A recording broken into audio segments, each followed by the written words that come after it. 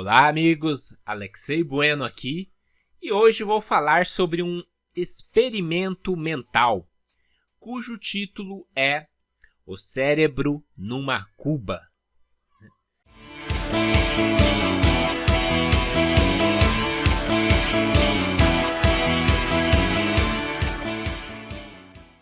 Então, imagine que um ser humano foi submetido a uma cirurgia por um cientista do mal. O cérebro da pessoa foi retirado do corpo e colocado numa cuba, com nutrientes que o mantêm vivo. As terminações nervosas foram conectadas a um supercomputador científico que faz com que a pessoa tenha a ilusão de que tudo está perfeitamente normal.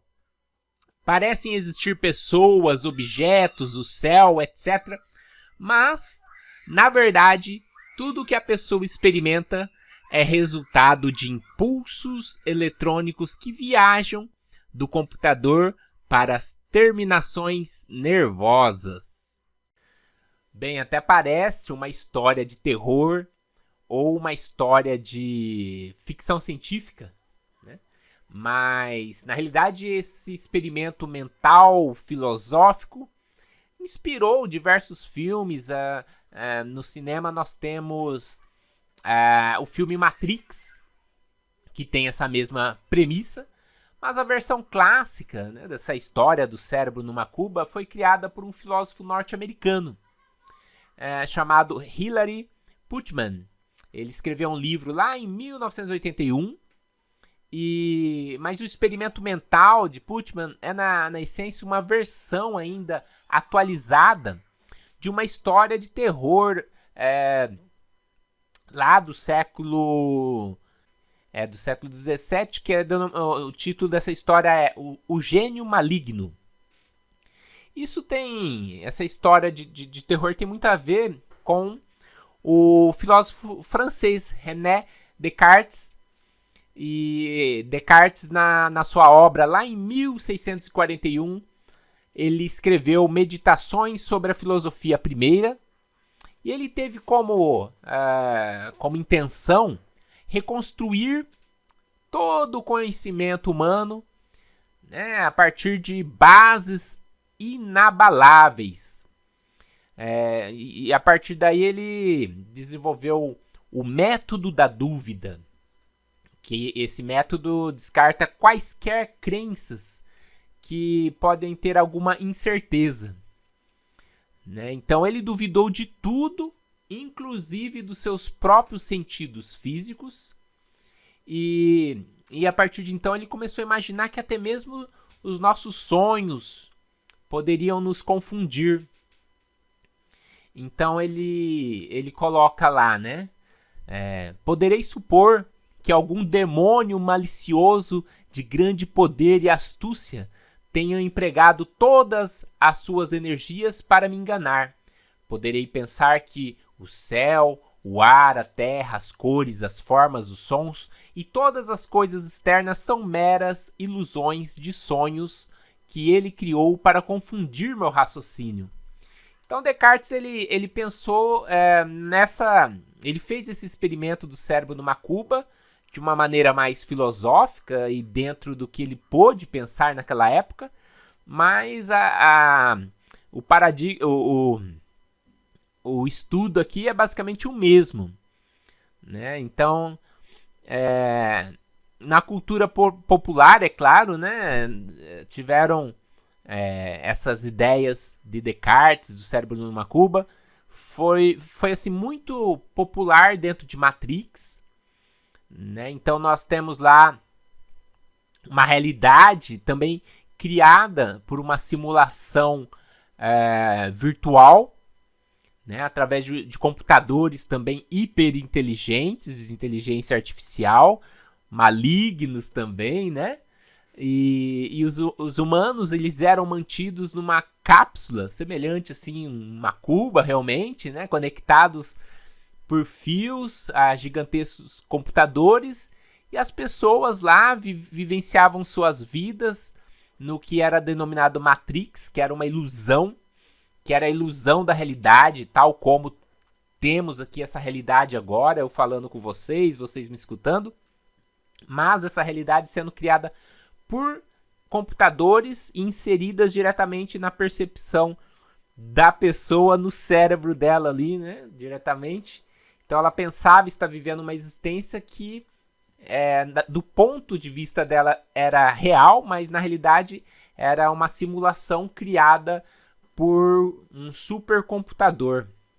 Então, basicamente, o filme do Matrix tem todos esses elementos e teve um grande sucesso e impacto, né? Então, esse é um tema muito interessante da filosofia, né? E a pessoa que duvida da realidade, ele acaba sendo denominado, filosoficamente falando, de cético. E daí vem toda uma filosofia denominada de ceticismo. E o termo cético, ele costuma ser aplicado a pessoas que tendem a duvidar das crenças, dos conceitos, né? Nesse sentido, o ceticismo pode ser caracterizado como uma tendência saudável, né? Claro, nada extremo, mas a pessoa fica aberta, né, a analisar as crenças que são popularmente aceitas e, de certa forma, esse tipo de posicionamento filosófico acaba sendo uma proteção, né, com relação à credulidade, né, a questão de você convencer outra pessoa através de um discurso. Então você acaba sendo convencido a ter determinado sistema de crença a partir apenas de um discurso, sem questionar essa crença, sem questionar os argumentos, né? Mas é claro que isso exageradamente pode se transformar numa tendência também da pessoa duvidar de tudo, mesmo que não tenha justificativa para ter essa dúvida, né? Então é necessário aí um equilíbrio, nem acreditarmos em tudo e nem duvidarmos em tudo, mas analisarmos as situações, as crenças, os sistemas, e é uma maneira mais saudável de utilizarmos do ceticismo filosófico. Então, de certa forma, isso coloca uma reflexão de que, será que o universo não é uma simulação por um computador criado por inteligências, né, alienígenas, inteligências muito mais avançadas que nós, já que o universo tem aí 14 bilhões de anos.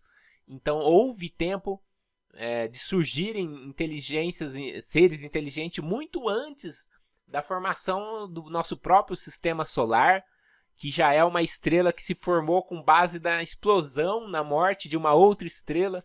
Então o universo é muito antigo, né? Nós somos muito novos no universo. Então talvez aí existam seres que tenham essa capacidade de criar computadores que criam o universo.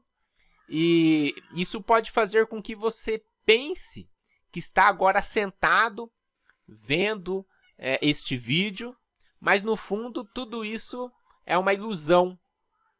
Como dizem lá os orientais, tudo isso seria Maia, né? Então, se você fosse um cérebro dentro de uma cuba, você não iria saber, e na realidade, filosoficamente falando, nunca teremos certeza se somos ou não um cérebro dentro de uma cuba, né? Do ponto de vista filosófico, não tem como termos certeza de que esse universo não seja uma simulação por um computador ultra avançado.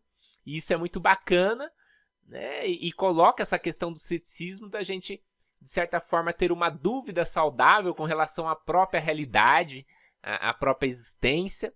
Isso nos leva a reflexões bastante interessantes e profundas que foram desenvolvidas por importantes filósofos tais como Descartes.